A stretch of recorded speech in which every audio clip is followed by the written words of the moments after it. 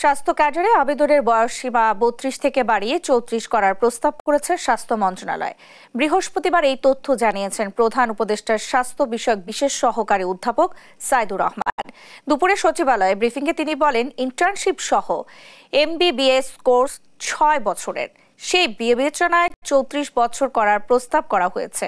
তিনি জানান, সংকট থাকায় জরুরি ভিত্তিতে বিশেষ BCS এর মাধ্যমে ২,০০০ চিকিৎসক নিয়োগ দেওয়া হবে।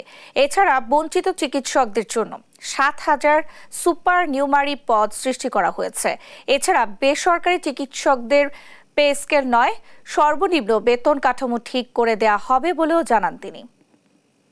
অঞ্চলে চিকিৎসকের অভাবের কথা বিবেচনা করে আমরা জরুরি ভিত্তিতে একটি বিশেষ BCS এর মাধ্যমে ২,০০০ চিকিৎসককে নিয়োগের বন্দোবস্ত নিয়েছি এবং সেই জন্য জনপ্রশাসনকে গত ৯/৩/২০২৫ তারিখে আমাদের পক্ষ থেকে অনুরোধপত্র পাঠানো হয়েছে। বেসরকারি চিকিৎসা প্রতিষ্ঠানে যে চিকিৎসক কর্মরত যারা থাকেন তাদের একটি পে স্কেল দাবি করা হয়েছে